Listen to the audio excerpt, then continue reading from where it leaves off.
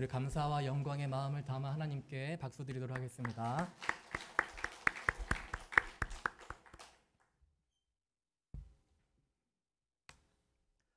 오늘은 로마서 세 번째 시간입니다.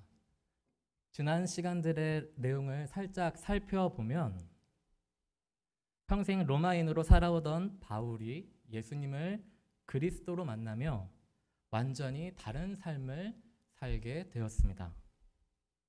새로운 세상에 눈을 뜬 바울은 죄와 의에 대한 개념 또한 완전히 새로워졌고, 누가 죄인이고 누가 의인인지에 대해서도 다른 생각을 갖게 되었습니다. 우리 성도님들, 누가 죄인이고 누가 의인일까요? 삶을 살아갈 때에 누가 하나님 앞에서 의인이고 누가 하나님 앞에서 죄인일까요? 예수님을 만난 바울의 생각은 바뀌었습니다. 사실 그는 쉽지 않았을 것입니다. 왜냐하면 태어나기를 유대인으로 태어나 평생토록 유대인으로 말씀을 배우고 지키고 그와 같은 삶을 살아왔기 때문에, 평생을 그렇게 살아왔기 때문에 하루아침에 생각이 바뀐다는 것은 정말 다시 태어나야 가능한 일일 것입니다. 그러나 이제 바울에게 하나님은 더 이상 율법이나 조문 안에 갇히신 분이 아니십니다. 사람들과 만나시는 분이십니다. 자신에게 그렇게 찾아오셨죠. 하나님은 살아계신 분이시고 사람과 살아있는 관계를 맺으시는 분이시고, 또한 사람에게 찾아와 어둠을 주실 수도 있고 빛을 주실 수도 있으시며 죽음을 주실 수도 있고 또한 생명을 주실 수 있는 분이시라는 것을 그는 삶을 통하여서, 실제적인 삶을 통하여서 깨닫게 됩니다.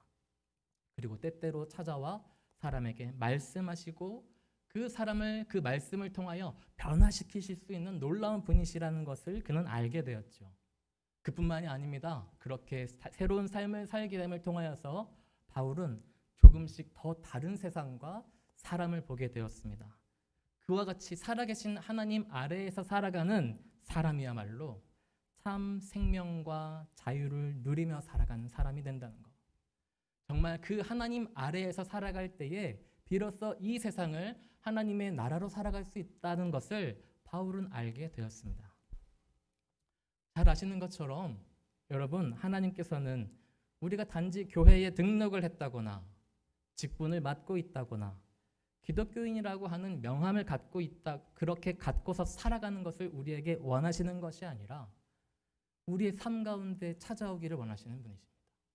우리와 함께 살아있는 관계로 살아가기를 원하시는 분이십니다. 우리 삶 속에 찾아오셔서 우리와 함께 하시고 우리의 세상을 변화시키시기를, 우리의 삶 가운데 찾아오셔서 하나님의 은혜로 더욱더 충만케 하시기를 원하시는 분이시지요. 사실 그것이 아니라면 어떻게 우리가 우리의 삶을 살아갈 수가 있겠습니까? 아무 낙도 없고 소망도 없고 빛도 없는 것 같은 우리의 나날들을 그와 같은 하나님의 은혜 없이 우리가 어떻게 살아갈 수가 있겠습니까? 그러나 당시의 유대인들은 하나님 아래를 떠나 율법 아래에 산 지가 너무 오래되었습니다. 하나님의 뜻과 마음을 이미 알고 있다고 생각하여서 더 이상 하나님에 대해 알려고 하지 않았습니다. 오래되었다라는 것은 꼭 나쁜 것이 아니지요. 그것은 안정되었다라는 말이기도 하고 여러 경험이 쌓여 탄탄하다라는 말이기도 합니다. 그러나 때로 오래되었다라는 말은 좌로나 우로나 치우쳐 있다는 말이 되기도 하고 때로 고여서 부패하였다라는 말로 쓰일 때도 있습니다. 당시에 안타깝게도 당시의 유대인들은 예수님이 계실 때에나 사도 바울이 있을 때에나 하나님께서 살아계신 분이시며 그 살아있음을 통하여서 우리와 날마다 만나기 원하시는 분이시라는 것을 잘 알지 못하였습니다. 하나님께서 우리에게 생명이 있는 길로 우리를 인도하시기 위하여 그 길을 우리에게 보내셨다는 것 또한 알지 못했습니다. 오늘 우리가 읽어보았던 로마서 3장에는 바로 그 하나님께서 사람들에게 보내셨다라고 하는 그 생명의 길에 대하여 말씀하고 있습니다. 특히 전반부에서는 당시 유대인들이 갖고 있었던 잘못된 인식에 대하여, 후반부에서는 그렇다면 하나님께서 말씀하시는 참 생명의 길이 무엇인지에 대하여서 비교하며 그 뜻을 분명히 하고 있습니다. 잠시 저의 이야기를 드리려고 합니다. 저는 한동안 남고에서 종교교사를 한 적이 있습니다. 학부에서 기독교 교육을 전공하였고 4학년 때 교생 실습을 다녀온 것이 이어져 신대원을 다니는 3년간 종교교사를 함께 병행하였습니다. 그리고 그 시간이 저에게는 학생들을 조금 더 이해할 수 있는 시간이 되었습니다. 그리고 선생님들께서 어떻게 지내는지에 대해서도 알게 되는 시간이 되었습니다. 사실 저는 학생일 때에 선생님들께서 그저 학교에서 아이들을 가르치는 일들만 하시는 줄 알았거든요. 그런데 실상은 많이 달랐습니다. 조금 살짝 과장을 하자면 정말 가르치는 일의 비율이 1이라면 나머지 행정적으로 처리해야 할 일들, 회의, 작성해야 할 문서 작업 등이 거의 9에 가까울 정도로 정말 많은 일들을 감당하고 계셨습니다. 정말 바쁘셨고 밤 늦게까지 수고하시는 분들이 많으셨습니다. 우리 코로나의 어려움 가운데 이 시기를 보내고 있는데 의료계에 종사하시는 분들뿐만 아니라 우리 학교의 선생님들께서도 요즘 참 고생이 많으시죠. 그런데 그렇게 바쁜 일정 가운데에서도 선생님들께서 쉬는 시간 사이에 함께 모여 기도하고 계셨습니다. 점심시간을 쪼개서 학생들과 함께 큐티 모임을 갖는 선생님들도 계셨습니다. 그리고 무엇보다 그 모든 것들을 정말 진심으로 하기 위해서 애쓰시는 모습을 볼 수가 있어 참 감사했습니다. 고등학교의 시기를 보내고 있는 남학생들에게 가장 중요한 관계가 있다면 또래 관계입니다. 친구 관계를 말하는 것이죠. 그 관계를 통해서 아이들이 자기 정체성을 발견하기도 하고 또 더욱더 형성해 가기도 합니다. 서로를 비교합니다. 그 비교 가운데 자기가 어떤 존재인지를 더욱더 발견합니다. 사실은 이것은 초등학교 때부터 이미 시작을 하지만 고등학교 때 이르면 거의 극명하게 나타나는 것이죠. 아이들이 서로를 비교하면서 내가 어떤 존재인지를 알아갑니다. 그러면서 비교하며 때때로 자기 연민에 빠질 때도 있고 비교하면서 때때로 자기 과시에 이르게 되는 경우도 있습니다. 때때로 비슷한 생각을 갖고 있는 그 또래들과 함께 서로를 포용하면서 친밀감을 형성하고 깊은 유대감을 지금까지 부모님이나 가족들, 형제 자매와는 경험하지 못했던 유대감을 형성하기도 합니다. 우리 일반적으로 여성들께서 대화를 잘 하신다고 알려져 있죠. 그런데 남자들도 만만치가 않습니다. 언어의 스펙트럼이 좁아서 그렇고 주제가 좀 좁아서 그렇지 남자들도 이야기 보따리를 풀기 시작하면 그 양이 어마어마합니다. 2시간, 3시간도 아이들이 이야기하는 것을 볼 수가 있습니다. 그리고 사실 저는 그 남자아이들이 이렇게 자기들끼리 모여서 뭐가 그렇게 좋은지 서로 얼굴을 맞대면서 이렇게 히히덕덕, 키득키득하면서 대화를 나누는 모습이 참 좋았습니다. 다만 문제가 하나 있다면 아이들이 수업 시간이 되어서도 이야기를 계속 한다는 것이죠. 선생님이 왔는지 상관없고 수업이 시작하는 것도 상관없고 아이들은 그렇게 얘기를 합니다. 어느 날도 저는 이미 수업을 위해서 반에 들어와 앞에 서 있었습니다. 종을 친 지 이미 5분이 지났습니다. 그런데 그날따라 꽤 많은 무리의 남학생들이 서로 둥그렇게 자리를 모여서 앉아서는 조잘조잘 대화를 나누고 있는 것이죠. 저는 그 자리에 조용히 서 있었습니다. 학생들이 스스로 수업 시간인 것을 생각해내기를 기다려야겠다는 생각이 들었기 때문입니다. 거기서부터 수업을 시작해야겠다라는 생각이 들었기 때문입니다. 그리고 사실 저는 솔직히 아까 말씀드린 것처럼 아이들이 떠드는 모습을 저는 사실 조금 좋아합니다. 조금 더 시간이 지나가고 더 기다렸을 때에 그때부터 재미있는 반응이 일어나기 시작했습니다. 무엇인가 앞에 있는 선생님이 아무 말 없이 조용히 서 있는 것을 보고 안 좋은 분위기를 감지한 다른 아이들이 반응을 하는 것이죠. 야, 수업 시간이잖아 이러면서 소리를 지르기도 하고 야, 조용히 해 라고 핀잔을 주는 아이도 있었습니다. 말없이 책상을 뿡뿡 이렇게 내리치는 아이도 생겼습니다. 조금 아이들이 그렇게 진정을 하고 나서 정말 그날은 그렇게 수업을 시작했습니다. 그리고 이런 현상은 반복됩니다. 오늘은 이 아이가 떠들고 저 아이가 아이들을 혼내고 지금은 수업 시간이니 조용하라고 주의를 줍니다. 내일은 저 아이가 떠들고 이 아이가 저 아이에게 조용하라고 주의를 줍니다. 그렇게 서로가 서로에게 야 조용히 해, 야 수업 시간이잖아 이렇게 잘잘못을 따지지만 정작 자기 자신이 그 수업 시간에 그렇게 떠들고 있다거나 수업을 시작하지 않고 방해하고 있다는 행동을 할 때에 정작 자기 자신은 잘 알지 못한다는 것이죠. 뿐만 아니라 우리 학생들이 잘 모르는 것을 저는 그 자리를 통하여서 알게 되었습니다.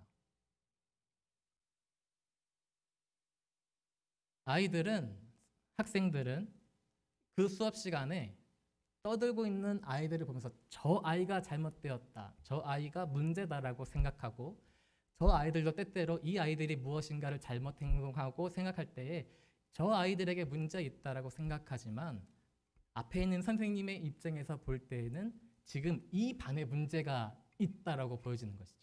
무슨 말씀인지 이해하시죠? 이 앉아있는 아이들이 서로가 저 아이에게 문제가 있고 이 아이에게 문제가 있다라고 서로 손가락질을 하고 비난을 하지만 교사, 선생님의 입장에서는 지금 이 반 자체에 문제가 일어났다고 하는 것입니다. 그렇기 때문에 선생님이 이 아이와 이 아이들을, 이 학생과 저 학생을 비교하지 않습니다. 이 학생이 잘했다고 해서 이 아이를 비난하거나 이 학생을 혼내기 위해 이 학생을 이용하지 않습니다. 선생님들은 결코 그와 같은 방식으로 아이들을 대하지 않습니다. 그런 교육, 그런 가르침은 없습니다. 그것은 교육도 가르침도 아니기 때문입니다. 모두가 배우고 모두가 일어날 수 있는 길을 찾는 것이 교육이며 선생님입니다. 선생님의 마음입니다. 내 말을 잘 듣는 학생만 학생이 아니죠. 좋은 수업 태도를 갖고 있다고 하여서 그 학생들만 내 학생이 아닙니다. 그런데 가끔 학생들은 아까 말씀드린 것처럼 선생님이 나만 인정해 주기를 바랄 때가 있습니다. 다른 학생들이 잘못하는 것을 보면서 나는 잘하고 있으니 아무 문제가 없다고 여기는 학생들이 있습니다. 심지어 아이들 가운데에는 야, 저 아이만 없다면 우리 반 분위기가 훨씬 더 좋을 거야 라고 생각하는 학생들도 종종 있습니다. 그런데 정말 아무 문제가 없는 걸까요? 그리고 이것이 학교 교실에서만 일어나는 일일까요? 조금 더 이야기를 돌아가자면 저는 부끄럽게도 어릴 적 제 동생의 실수나 실책을 저의 부모님께 고자질한 적이 있습니다. 사실 많습니다. 그렇게 하면 왠지 제가 더 나은 사람, 괜찮은 형이 된 것 같은 기분이 들어서이죠. 그러나 그것이 저의 사람됨과 저의 성장과는 별개의 문제라는 것을 조금 더 후에 알게 됐습니다. 그리고 그 당시에는 저희 가정에 있어서 제가 잘못을 하든 저의 동생이 잘못을 하든 항상 저의 아버지께서는 저희 형제를 놓고서 둘을 같이 혼내시고 책망하셨었는데 그때는 그것이 억울했지만 이제는 그것이 감사합니다. 우리 성도님들께서도 자녀를 양육하실 때에 그런 경험을 하신 적이 있으시죠? 왜냐하면 형제 자매 사이 가운데에도 그런 관계들이 형성되는 경우가 있기 때문입니다. 서로가 경쟁을 하고 비교하면서 누가 더 나은가 라고 하는 모습을 보여주고 부모님께 인정을 받고자 하는 모습들이 있습니다. 그런데 그때의 부모님이 어떻게 하세요? 정말 더 잘한 아이만 칭찬을 하고 무엇인가 부족한 아이는 책망하고 꾸짖고 비난하고 힐난을 할까요? 때때로 부모님들께 덜 아픈 손가락이 있을 수는 있겠지만 결국 안 아픈 손가락이 없듯이 부모님께서 역시 마찬가지로 누가 더 잘하고 누가 더 내 마음에 들게 했는지 못했는지가 중요한 것이 아니라 이 아이들이 모두가 건강하게 함께 잘 살아가기를 바라는 마음으로 대한다는 것이죠. 길게 돌아왔는데 오늘 바울 사도가 로마서 3장에서 말하는 것이 제가 지금 말씀드린 이것과 연관이 있습니다. 당시의 유대인들이 이방인들을 욕하였다라고 제가 지난번에 말씀을 드렸지요. 이방인들을 향해서 손가락질합니다. 이방인들을 향하여서 못났다고 저주합니다. 비아냥거립니다. 아주 깔보았습니다. 무시했습니다. 그런데 유대인들이 이방인들보다 과연 나은 것이 뭐가 있느냐 하는 것이죠. 뭐가 그렇게 낫길래 이방인들을 향하여서 죄인이라고 손가락질을 하며 정작 유대인 자신들은 자신들의 모습을 돌아보지 않고 있는 겁니까?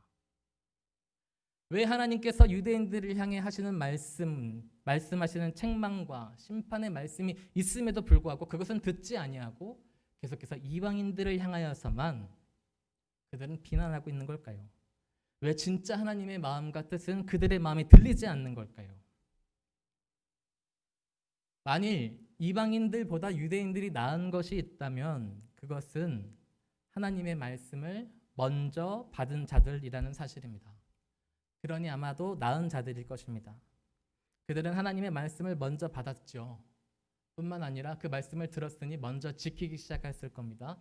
그 말씀의 달콤함과 그 말씀의 유익이 무엇인지를 잘 알았을 것입니다. 그렇기 때문에 많은 이방인들을 향하여서 많은 이방 나라들을 바라보면서 우월감을 느꼈고 그와 우리가 익히 들었던 표현처럼 선민사상이라고 해서 하나님이 우리를 먼저 택하셨다라고 하는 것을 자랑하였습니다. 그런데 하나님께서 그들에게 먼저 찾아오시고 그들에게 말씀을 주신 것은 사실 그들이 말하는 선민사상과는 조금 다른 의미였습니다. 사실은 전혀 다른 의미였습니다. 하나님께서 그들에게 어떤 역할을 기대하셨을까요? 구약성경 출애굽기 4장 22절과 출애굽기 19장 5절에서 6절의 말씀을 잠시 보도록 하겠습니다. 출애굽기 4장 22절의 말씀입니다. 이스라엘은 내 아들 내 장자라. 출애굽기 19장 5절에서 6절의 말씀입니다. 세계가 다 내게 속하였나니 너희가 내 말을 잘 듣고 내 언약을 지키면 너희는 모든 민족 중에서 내 소유가 되겠고 너희가 내게 대하여 제사장 나라가 되며 거룩한 백성이 되리라. 너는 이 말을 이스라엘 자손에게 전할지니라. 아멘. 여러분, 하나님께서 그들을 지금 어떠한 마음으로 대하셨습니까? 어떠한 마음으로 대하시고 어떠한 말씀을 주셨습니까? 하나님께서 모든 나라 가운데서 내가 너만을 택하였고 너는 내가 택한 것이니 너는 다른 사람들, 다른 나라, 다른 민족과는 전혀 다른 존재라고 하며 그들을 높이 세우기 위해서 지금 이 말씀을 주신 것인가요? 장자가 있으면 둘째 아들, 셋째 아들, 막내 아들, 둘째 딸, 셋째 딸, 막내 딸도 있지 않겠습니까? 장자가 있다면 그 장자의 역할이라는 것이 있지 않겠습니까? 그것이 잘 감당할 때에 그 가정이 더 화목해지고 든든하게 서가지 않겠습니까? 하나님께서 이스라엘을 먼저 택하시고 그들에게 말씀을 먼저 주신 것은 이스라엘 백성만을 사랑하거나 그들을 더욱더 아끼고 사랑하여 다른 이방인들과 다른 나라들 가운데에서 모두 다 무시하고 그들만을 높이기 위함이 아니라 그들을 맏아들 삼아 그들을 통하여 온 세상을 하나님의 나라들로, 온 세상을 하나님의 가족으로 만들어 가기 위해서 그들을 먼저 부르시고 그들에게 먼저 말씀하셨다는 것이죠. 바울이 그것을 깨달은 것입니다.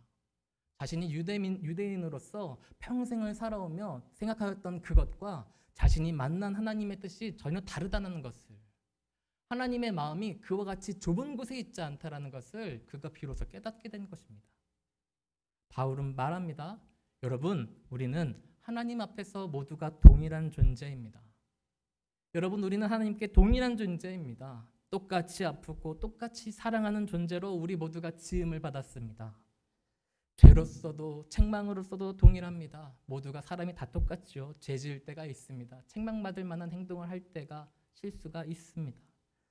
그와 같이 동일합니다. 또한 그뿐만이 아니라 하나님이 우리를 찾아오시고 바라보시고 만나시며 우리에게 말씀하실 때에 참 좋고 예쁘다, 기쁘다 말씀하시는 대상으로서, 기쁨의 대상이나 은혜의 대상으로서도 역시 마찬가지로 동일하다고 하는 것이죠. 그래서 바울은 말하는 것입니다. 혹 지금은 당신이 유대인이란 이름으로 살고 있다 하여도, 살아왔다 하여도, 혹 당신의 집안이 수대에 걸쳐 여호와 하나님의 이름을 섬기며 살아왔다 하더라도, 이제 막 신앙생활을 시작한 초신자나 아직 하나님을 알지 못하고 있는 이들과 다르지 않습니다. 하나님께는 동일하게 하나님이 지은 존재일 뿐입니다. 사랑으로 낳은 존재입니다. 단지 우리는 먼저 부름을 받은 것뿐입니다. 라고요.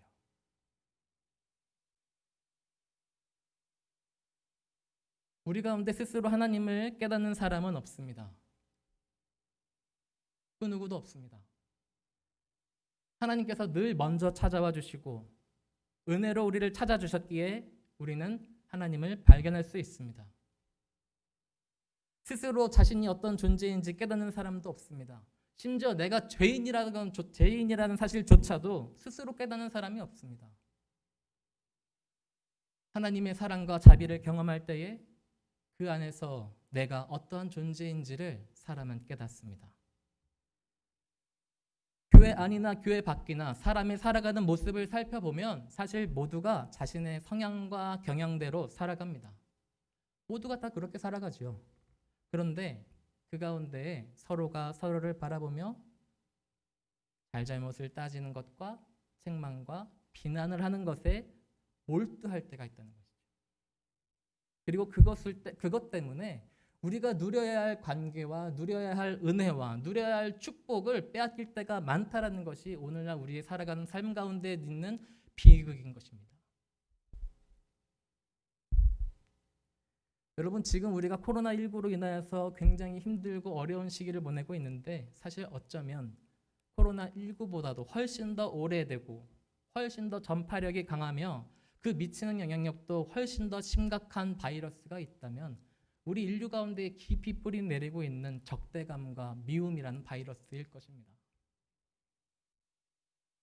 그렇게 우리가 그와 같은 미움과 적대감의 인생을 살아갈 때에 우리의 삶 자체는 하나님 앞에서 늘 시험이고 괴로움과 두려움으로 가득할 것입니다.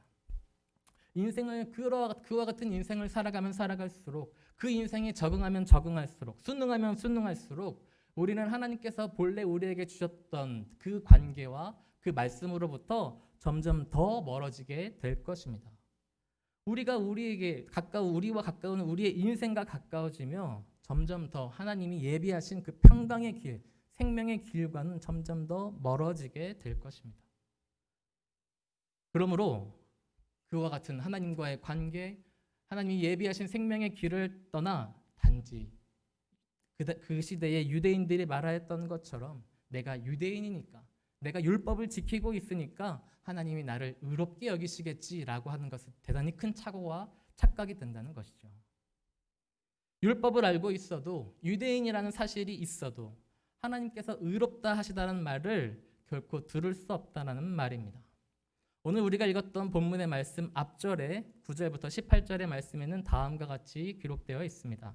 제가 봉독하겠습니다. 그러면 어떠하냐? 우리는 나으냐? 결코 아니라. 유대인이나 헬라인이나 다 죄 아래에 있다고 우리가 이미 선언하였느니라. 기록된 바 의인은 없나니 하나도 없으며 깨닫는 자도 없고 하나님을 찾는 자도 없고 다 치우쳐 함께 무익하게 되고 선을 행하는 자는 없나니 하나도 없도다. 그들의 목구멍은 열린 무덤이요 그 혀로는 속임을 일삼으며 그 입술에는 독사의 독이 있고 그 입에는 저주와 악독이 가득하고 그 발은 피 흘리는 데 빠른지라. 파멸과 고생이 그 길에 있어 평강의 길을 알지 못하였고 그들의 눈앞에 하나님을 두려워함이 없느니라 함과 같으니라. 아멘. 하나님 없이, 하나님을 두려워함 없이 여러분 이 땅에 의인은 없으며 하나도 없습니다. 우리 삶 가운데에 하나님 없이, 하나님을 향한 우리의 마음 없이, 하나님과의 관계 없이 우리가 다른 어떤 것을 한다 하여도 결코 하나님으로부터 돌아올 수 있는 대답 가운데 너 참 잘하였다, 너 참 의롭고 옳다라는 대답을 들을 수 없다는 얘기입니다. 우리의 신앙의 연수가 아무리 오랫도록 쌓인다 하더라도, 어떤 직분을 맡고 있다 하더라도, 목사라 하더라도 상관없이 하나님 없이, 하나님을 향한 두려움, 마음 없이, 하나님과 나와의 관계 없이, 하나님께 들을 수 있는 의로움은 없습니다. 여러분, 우리가 죄를 짓고 죄인인 것을 깨달을 때에 그처럼 우리가 그와 같이 하나님 앞에서 돌아갈 길이 없는, 하나님 말고는 다른 길이 없는, 죽을 수밖에 없는 더럽고 추악한 죄인이라는 것을 깨달을 때에, 그렇다면 우리는 어떻게 하나님과의 관계를 회복하고 돌아올 수 있을까요? 그것이 있다면 그것은 내가 얼마나 처참한 죄인인지를 탐구하는 것이 아니라 먼저 하나님을 찾는 데에서부터 시작될 것입니다. 하나님을 부르는 데에서부터 시작할 것입니다. 정직하게 내가 서 있는 지금 이 자리에서부터 하나님께로 나아가는 데서부터 우리의 길이 회복될 것입니다. 우리의 마음이 추악하여서 내가 얼마나 죄인인지를 찾고 찾아가면, 내 마음에 찾아온 그 마음의 감정을 찾아갈수록 그것으로 인하여서 내가 정말 하나님 죄인이네요 라고 깨닫는 것이 아니라 더 깊은 수렁으로 빠져가는 것처럼, 우리가 하나님과의 관계에서 회복하는 길은 내가 얼마나 죄인인지를 깨닫고 탐구하는 데서가 아니라 내가 정말 죄인인 것을 깨달으며 하나님을 찾는 데에서부터 우리의 회복의 길이 시작된다는 말씀입니다. 나아가서 우리가 하나님께 드릴 이야기가 무엇이 있을까요? 제가 제일 먼저 드릴 수 있는 이야기는 하나님, 제가 죄인입니다 라는 고백입니다. 이 자리에 앉아 계신 우리 많은 성도님들의 고백은 저마다 다를 것입니다. 누군가는 하나님 보고 싶었습니다. 누군가는 하나님, 제가 하나님을 너무나 만나고 싶었습니다. 또한 저처럼 하나님, 제가 많은 죄를 지은 죄인입니다. 중요한 것은 우리의 마음, 우리의 고백으로 하나님을 찾을 때에 거기에서부터 우리의 삶의 회복이 시작된다는 것을 우리 모두가 기억하시게 되기를 바랍니다. 여러분, 하나님께서는 우리에게 하나님으로부터 의로움을 얻을 수 있는 방법을 사실 주셨습니다. 하나님께서 그냥 우리를 그저 못나고 죄인인 가운데 내버려 두시는 것이 아니라 다시 하나님과 잘 지낼 수 있고, 하나님과 사이좋게 지내고 하나님과 화목하게 지낼 수 있는 방법을 우리에게 알려주셨습니다. 예수님을 우리에게 보내주신 것이죠. 그래서 우리가 예수님을 만나고 예수님을 알아가고 예수님과 더욱더 가까워지고 예수님과 사랑하며 점점 더 예수님을 닮아가게 될 때에 우리는 예수님뿐만 아니라 하나님과도 좋은 사이가 되며 하나님과 화목하게 되고 하나님으로부터 잘했다 하는 칭찬을 하신다고 우리에게 약속하셨습니다. 하나님께서 우리에게 예수님을 보내셨습니다. 내 옆에 있는 사람에게, 저 앞에 앉아있는 최종근 목사에게 보내신 것이 아니라 하나님은 나에게 예수님을 보내셨습니다. 그러기에 우리는 내 삶의 자리에서 내 영혼을 붙들고 하나님께로 나아가야 하는 것이죠. 때때로 게으르고 나태하다 하더라도, 때때로 내 스스로 보기에 부족하고 너무나 볼품없이 느껴진다 하더라도 그 영혼을 붙들고 하나님 앞에로 나아가야 하는 것이죠. 혹 율법을 잘 모르는 자라면 모르는 대로 그렇게 하나님 앞에 나아가 예수님을 더욱더 알아가고 사랑하여 그분과 함께 맡겨진 삶을 가꾸어 가시면 됩니다. 다른 것들은 하나님께서 차츰차츰 알아가게 하시고 채워가실 것이기 때문입니다. 혹 율법을 잘 알고 성경 말씀도 잘 알고 신학도 잘 아는 사람이라면 그것을 아는 대로 아는 만큼 예수님을 믿고 사랑하여 그분과 함께 자신의 맡겨주신 삶을 가꾸어가며 살면 됩니다. 하나님께서 우리에게 일러주신 길이라고 하는 것은, 생명의 길이라고 하는 것은 우리가 상상하는 것처럼 구원 열차를 타는 티켓을 우리에게 주시는 것이나 세상에서 배고픔이나 고통 없이 사는 길을 우리에게 알려주신 것이 아닙니다. 하나님과 좋은 사이로 지낼 수 있는 길을 우리에게 말씀하고 계십니다. 하나님과 화목하게 지낼 수 있는 길을 말씀하십니다.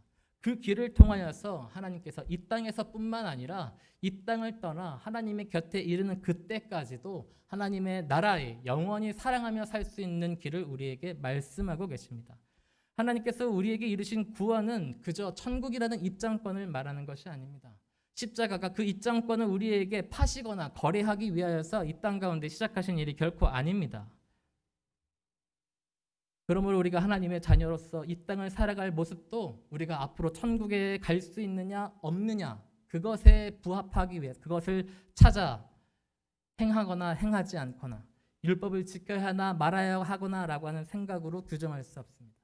반복하여 말씀을 드리지만 하나님께서 우리에게 주신 것은 훨씬 더 큰 선물과 축복입니다. 예수 그리스도로 말미암은 하나님과의 새로운 관계 그리고 새로운 삶.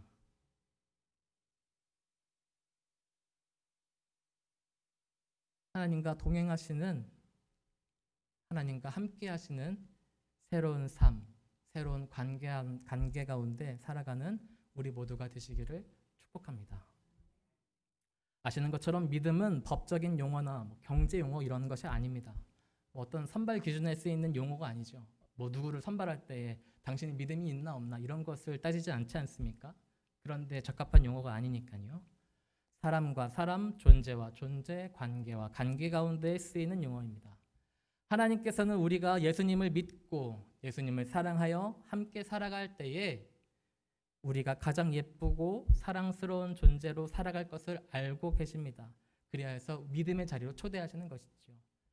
믿음이라고 하는 것은 다시 한번 말씀을 드리지만 어떤 입장권, 티켓이 아니라 하나님과의 좋은 관계, 하나님과의 정말 신뢰할 수 있는 관계에서부터 출발을 하는 것입니다. 비로소 그때에 우리가 이 땅을 살아갈 때에 하나님과 이어진 관계로서 하나님을 믿는 존재로서 세상을 살아갈 때에 우리는 점점 더 하나님 안에서 하나님의 자녀다운 모습으로 빚어지게 될 줄 믿습니다. 우리의 살아가는 모습이 정말 하나님 자녀다운 모습으로 세상을 살아가게 될 줄 믿습니다. 그리고 우리의 살아가는 삶의 걸음을 통하여서 우리는 보았을 때 스스로 돌이켜 보았을 때에 부족하고 너무나 모자른 존재들이지만 우리들의 그와 같은 삶과 믿음을 통하여서 하나님께서 이 세상 가운데에 결코 우리가 계획할 수 없는 놀라운 하나님 나라의 일들을 이뤄 가실 줄 믿습니다. 우리 모두가 그와 같이 하나님의 꿈을 이뤄드리고 하나님의 뜻을 이뤄드리는 사랑받는 자녀가 되시길 축원합니다. 마지막으로 말씀을 드립니다. 여러분, 율법을 지키든 지키지 않든 우리가 성경의 말씀을 지키며 살든 지키지 않으며 살든 여러분 그것의 기준이 혹 내가 천국에 들어갈 수 있을까 없을까 에서 비롯된 행함이라면 여러분 하나님은 그것을 보시고 옳다 여기지 않으실 것입니다. 혹 다른 사람과 비교하면서 내가 저 사람보다는 좀 그래도 낫지, 저 사람보다는 조금 못한가 라고 하며 그 안에서 내가 하나님께 좋은 관계, 너 정도면 괜찮다 라고 하는 말을 찾고 계신다면 역시 그 또한 하나님께서도 우리를 의롭게 보시지 않으실 것입니다. 온전히 하나님과의 관계 가운데에서 비롯된 새로운 인생, 내 삶 가운데 나를 찾아오신 예수 그리스도로 인한 새로운 생명과 새로운 삶으로 시작하는 오늘, 내일, 그리고의 앞으로의 삶 가운데 우리 하나님께서 베풀어 주시고 예비하신 은혜가 늘 함께 하시기를 바랍니다. 때때로 그 가운데 여러 시행착오가 있겠지만 우리에게는 성령께서 늘 함께 하시고 부족하지만 우리 목회자들이 있고 또한 우리 상일교회 가운데에는 신앙생활을 함께 나눌 수 있는 형제와 자매들이 많이 계시니 너무 큰 염려보다는 우리 함께 용기를 내어서 오늘도 주 안에서 함께 동행하는 우리 모두가 되시기를 간절히 소망합니다. 이 시간 우리 같이 함께 먼저 침묵으로 기도하도록 하겠습니다.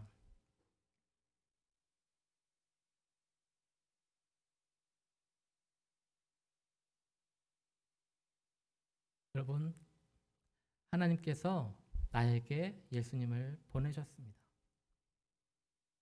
다른 누군가에게 보내시는 것이 아니라 내 옆에 있는 사람에게 보내시는 것이 아니라 하나님께서 나에게 예수 그리스도를 보내셨습니다. 이 시간 우리 함께 침묵으로 기도할 때에 또는 작은 소리로 기도할 때에 하나님을 향해 우리의 영혼을 붙들고 하나님 제가 여기 있습니다. 하나님 나와 함께 해주십시오. 내가 나아갑니다라고 우리 같이 한 목소리로 기도하면 좋겠습니다.